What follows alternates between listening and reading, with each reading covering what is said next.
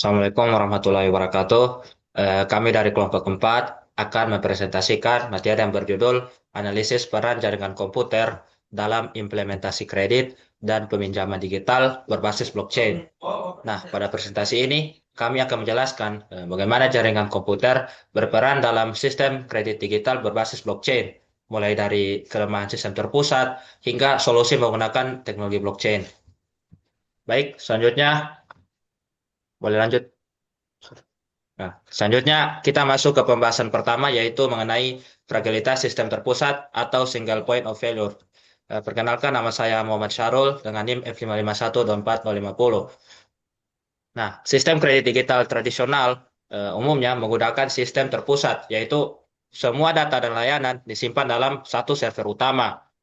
Nah, sistem seperti ini memiliki kelemahan yang disebut single point of failure, yaitu jika server utama mengalami gangguan, maka seluruh sistem dapat berhenti bekerja. Nah, hal ini dapat menyebabkan layanan kredit digital tidak dapat diakses oleh pengguna. Selain itu, karena data disimpan di satu lokasi, maka data itu memiliki risiko untuk dimanipulasi tanpa diketahui oleh pengguna. Nah, sistem terpusat ini juga memiliki risiko keamanan yang lebih besar karena jika server pusat diserang, maka seluruh layanan itu bisa terganggu sekaligus. Oleh karena itu, diperlukan sistem yang lebih aman dan tidak tergantung pada satu server saja. Lanjut. Nah, salah satu solusi yang dapat digunakan untuk mengatasi masalah tersebut adalah teknologi blockchain. Nah, blockchain itu merupakan sistem yang bekerja secara terdesentralisasi. Artinya, data itu tidak disimpan pada satu server saja, tetapi disimpan di banyak komputer yang saling terhubung dalam jaringan. Blockchain juga memiliki transparansi, karena setiap transaksi itu dapat dilihat dan diverifikasi oleh anggota jaringan. Selain itu, blockchain memiliki sifat immutability, yaitu data yang sudah dicatat akan sangat sulit untuk diubah karena dilindungi oleh sistem kriptografi. Nah, dengan adanya teknologi blockchain, sistem kredit digital dapat menjadi lebih aman dan lebih terpercaya. Lanjut. Nah, dalam implementasinya, blockchain itu menggunakan arsitektur jaringan peer-to-peer atau P2P, yaitu setiap komputer dalam jaringan yang disebut node dapat berperan sebagai klien sekaligus server. Nah, informasi transaksi itu akan menyebar dari satu node ke node lainnya menggunakan mekanisme yang disebut gossip protocol sampai seluruh jaringan itu memiliki data yang sama. Nah, selain itu, setiap node juga menyimpan salinan data atau ledger, sehingga jika salah satu node mengalami gangguan, sistem tetap dapat berjalan dengan normal. Nah, hal ini membuat jaringan blockchain memiliki tingkat ketersediaan sistem yang lebih tinggi dibandingkan sistem terpusat. Demikian penjelasan dari saya mengenai kelemahan sistem terpusat dan solusi blockchain menggunakan jaringan peer-to-peer. Selanjutnya materi akan dilanjutkan oleh teman saya. Terima kasih. Baik, perkenalkan nama saya Hyrul Amin dengan NIM F5512443. Di sini saya akan menjelaskan di bagian konsensus mekanisme kesepakatan tanpa perantara. Sebelumnya di blockchain tersendiri itu konsensus itu sama dengan validasi ya. Dan di sini blockchain jika kita melakukan transaksi itu maka harus divalidasi. Dan berikut ini adalah proses konsensusnya atau proses validasinya. Yang pertama POW atau Proof of Work. Di sini sistem validasi itu menggunakan komputansi yang insentif di mana eh, para perorangan atau individu atau kelompok atau bahkan instansi yang melakukan POW ini biasa disebut dengan miner. Nah, jadi cara kerja dari POW itu menggunakan komputasi yang insentif yaitu menggunakan komputer yang sangat kuat yang akan melakukan hashing sebagai validasi dari si sistem blockchain yang tadi. Nah, kemudian untuk POS. POS ini tuh berbeda ya dari POW, di mana POS itu tidak menggunakan komputasi, tapi dia menggunakan seberapa banyak aset yang kita punya, maka nanti si asetnya itu akan memilih siapa yang layak untuk menjadi pemiliknya. Nah, keunggulan dari POS daripada POW ini yaitu lebih efisien dan hemat daya. Tetapi kekurangannya bisa saja ada bug tentunya karena Yang pertama itu ada bug, yang kedua ada manipulasi karena terdesentralisasi. Di sini bisa saja instansi-instansi besar, mungkin seperti BlackRock, bisa memanipulasi pasar karena kan tentunya mereka itu punya banyak aset di blockchain, misalnya Bitcoin. Nah, kemudian perbedaan selanjutnya itu karena di bagian keamanan. Nah, tentunya karena tidak menggunakan komputasi, maka di sini tuh menggunakan aset, tentunya keamanannya lebih bagus lagi. Selanjutnya kita masuk ke PBFT atau Practical Byzantine Fault Tolerance. Nah, di mana ini adalah sebuah sistem untuk mengatasi sebuah fenomena yang bernama Byzantine Fault. Byzantine Fault ini apa? Nah, Byzantine Fault ini adalah sebuah keadaan di mana node-nya itu beroperasi secara salah atau tidak semestinya. Nah, oleh karena itu PBFT itu diciptakan. Nah, jadi cara kerja PBFT itu dia membutuhkan persetujuan mayoritas node sebelum blok ditambahkan. Oke. Maka di bagian selanjutnya itu fungsinya untuk mencegah pencatatan transaksi yang tidak sah atau ganda, biasanya disebut dengan double spending. Selanjutnya kita masuk di lapisan keamanan jaringan matematika sebagai penjaga. Yang pertama itu adalah hashing, SH256. Nah, pertama, di sini mungkin ada yang bertanya, kenapa tidak menggunakan enkripsi? Kenapa harus hashing? Nah, jadi begini. Sebenarnya hashing dan enkripsi itu berbeda. Yang pertama, enkripsi itu persandian dua arah, yakni jika kita mengenkripsi, maka kita bisa mendeskripsinya. Jadi itu seperti dua arah begitu. Sedangkan hashing itu tidak. Hashing itu seperti persandian satu arah. Jika kita sudah menghashnya, maka kita tidak bisa mengubah ke plain text. Selanjutnya, di sini itu menggunakan hashing biasanya digunakan untuk verifikasi transaksi yang ada di dalam blockchain. Dan ini sama halnya dengan penggunaan hash pada sistem-sistem lainnya, karena hash ini tidak mudah untuk dimanipulasi. Nah, pada blockchain sendiri itu menggunakan SHA-256, yakni Secure Hash Algorithm Family 2 yang terdiri dari 256 bit. Selanjutnya kita masuk di kriptografi kunci publik. Nah, kriptografi pada blockchain itu dibilang sangat rumit, dan beberapa hari sebelumnya saya pernah mempelajarinya itu menggunakan ECC atau elliptic curve cryptography. Itu menggunakan seperti kurva yang akan bertemu dari sumbu X ke sumbu Y-nya. Nah, eh, pada kriptografi ini juga ada beberapa rumus matematika yang menggunakan, yang pertama itu private key, kemudian dikali dengan si kriptografi ini dan dikali dengan public key-nya. Nah, kenapa ini bisa dibilang sangat aman? Karena yang pertama, memang kita bisa mendapatkan public key-nya secara gampang. Karena public key pada blockchain itu bisa juga disebut dengan alamat rumah kita. Sedangkan private key itu bisa disebut sebagai kunci rumah kita. Nah, jadi meskipun kita punya public key atau alamat rumah kita, tetapi jika kita tidak memiliki si private key tadi, kita tidak bisa membuka si wallet kita pada blockchain. Selanjutnya kita akan masuk ke distributed ledger, yakni ini adalah buku besar yang tersebar untuk mencegah manipulasi terpusat. Baik, mungkin sekian dari saya. Terima kasih. Baik, terima kasih banyak. Perkenalkan, nama saya Rainer Sakunap dengan NIM F551241110.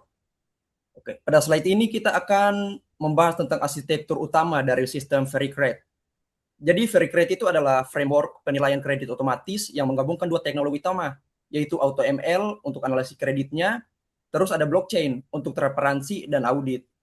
Jadi AutoML ini bertugas untuk mengolah data kredit secara otomatis, mulai dari preprocessing, seleksi fitur, sampai optimasi model. Kemudian hasil keputusan kredit itu tidak hanya disimpan biasa, tapi hash-nya itu dicatat di blockchain. Tujuannya itu untuk menghilangkan intervensi manual, mencegah manipulasi data, menciptakan audit trail yang tidak bisa dihapus. Jadi sistem ini bukan cuma pintar, tapi juga transparan dan immutable. Terus mungkin kalau ditanya kenapa harus memakai blockchain, itu karena sistem kredit itu rentan untuk dimanipulasi. Dan dengan blockchain ini setiap transaksi tercatat permanen dan dia tidak bisa diubah tanpa persetujuan mayoritas node. Oke, next.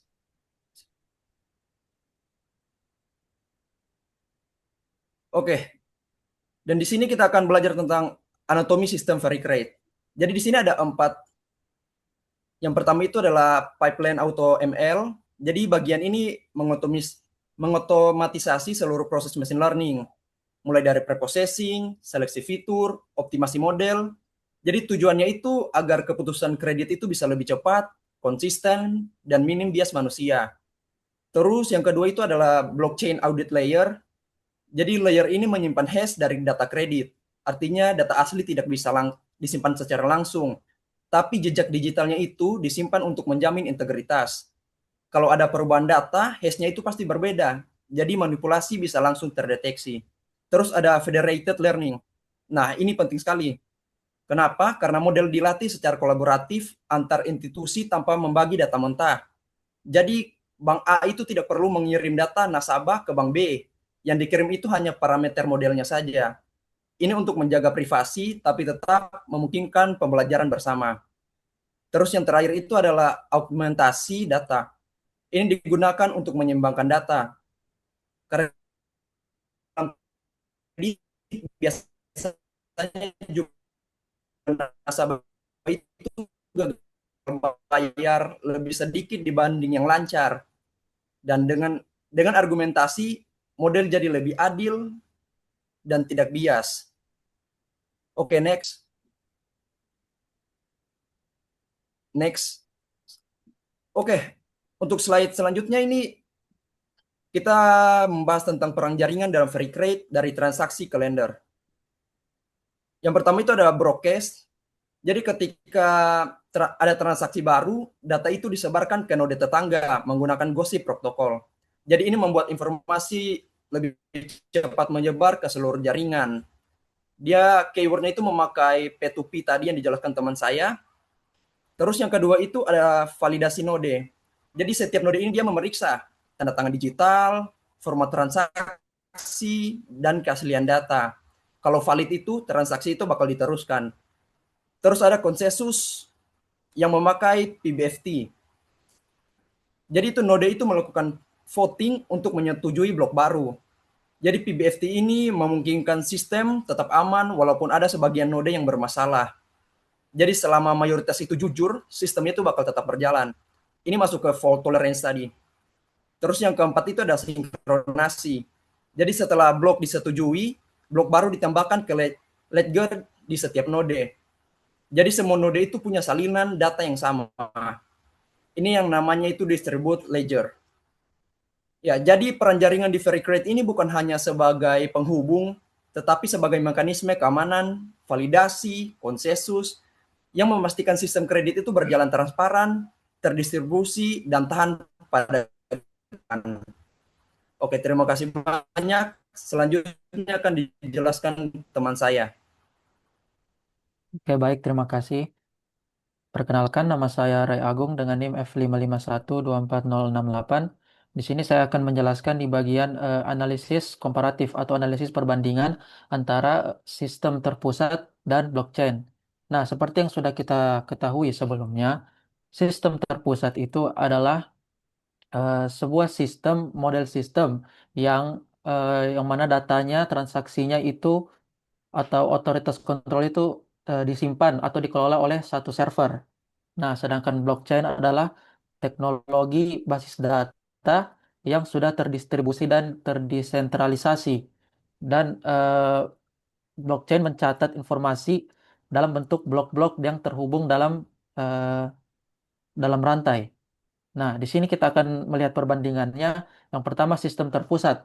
Nah, kalau di sistem terpusat, dia memiliki resiko. Yang pertama itu ada single point failure. Ya, di mana sudah dijelaskan sebelumnya kalau single point failure ini eh, merupakan kekurangan dari sistem terpusat. Yang mana jika ada satu server mati, server pusat itu terganggu atau mati, maka sistem otomatis yang lain juga akan mati. Nah, kemudian ada transparansi rendah. Nah, kenapa transparansi di sistem terpusat itu rendah? Karena data itu tidak bisa diaudit oleh publik. Hanya admin yang bisa diakses, hanya admin yang bisa mengakses. Nah, selanjutnya ada rawan manipulasi. Ya, karena sistem terpusat ini transparansinya rendah, maka menjadi rawan dimanipulasi karena administrator bisa saja mengubah data. Kemudian bisa juga ada ancaman dari luar yang bisa memanipulasi data. Kemudian selanjutnya ada blockchain. Nah, di versi blockchain ini memiliki kelebihan sebaliknya, yang mana itu fault tolerant, yang mana jika ada satu node yang mati, maka sistem masih dapat berjalan, tidak seperti sistem terpusat. Yang kedua ada transparansi yang tinggi karena semua transaksi itu tercatat dan bisa diverifikasi. Kemudian node-node sebelumnya juga itu eh, mempunyai salinan data, jadi susah untuk eh, dimanipulasi dan transparansi juga tinggi. Kemudian ada immutable yang mana data tidak bisa diubah, artinya itu data tidak dapat diubah tanpa harus merusak rantainya. Jadi sangat sulit untuk dimanipulasi. Next. Nah, selanjutnya kita akan menganalisis kualitas layanan atau quality of service. Nah, pada blockchain terdapat bisa dibilang terdapat sebuah trade-off di mana ada beberapa kelebihan yang harus dibayar dengan kekurangan lainnya. Nah, contohnya itu seperti di blockchain sendiri itu kelebihannya ada di keamanan dan ketersediaan atau availability-nya. Nah, availability-nya tinggi. Kenapa availability-nya tinggi? Karena sistem di blockchain itu tetap berjalan meskipun ada beberapa node yang mati atau rusak begitu. Kemudian data juga tidak hanya ada di satu server saja. Kemudian node juga bisa menyimpan salinan ledgernya. Kemudian ada di security-nya yang tinggi. Nah, kenapa security-nya dibilang tinggi? Karena integritas terjamin oleh kriptografi. Nah, seperti algoritma hash dan juga tanda tangan digital. Dan data di blockchain juga tidak bisa diubah tanpa terdeteksi, jadi hampir mustahil untuk mengubah data di blockchain. Nah, kemudian kelebihan ini dibayar dengan beberapa kekurangannya, yaitu kecepatan dan throughputnya atau latensi dan throughputnya. Nah, apa itu latensi? Latensi itu adalah jeda waktu dari data untuk menuju jadi sumber menuju tujuan. Nah, dalam blockchain sendiri itu waktu validasinya itu bisa lebih lama karena transaksi itu harus disebar ke semua node, kemudian harus diverifikasi lagi, kemudian harus disepakati konsensusnya. Kemudian throughputnya juga berkurang. Nah, throughput itu sendiri adalah volume datanya, volume data yang dapat ditransfer, begitulah kira-kira. Nah, throughputnya itu berkurang, yaitu artinya transaksi per detiknya itu terbatas karena setiap blok juga harus diproses secara bersamaan. Next. Oke, untuk slide selanjutnya akan dijelaskan oleh teman saya. Baik, terima kasih. Perkenalkan, nama saya Stasia Oziani Parewa dengan NIM F551219092.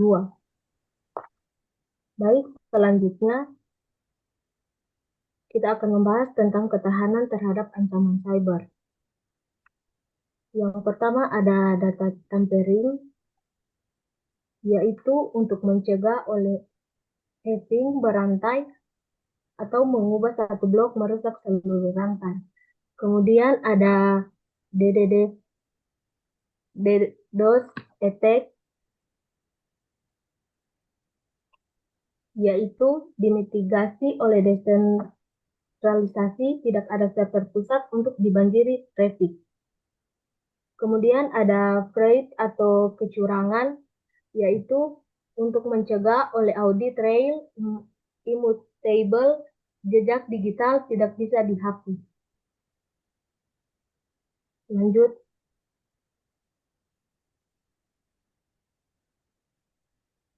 Kemudian ada tantangan teknik implementasi, yaitu yang pertama ada overhead komunikasi, maksudnya sinkronisasi antara banyak node memakan bandwidth tinggi.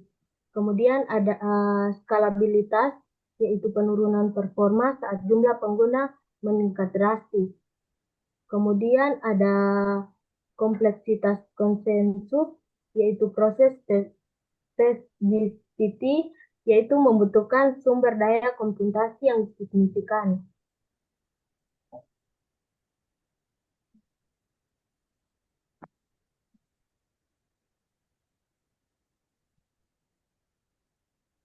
Kemudian kita masuk pada kesimpulan dan rekomendasi di masa depan.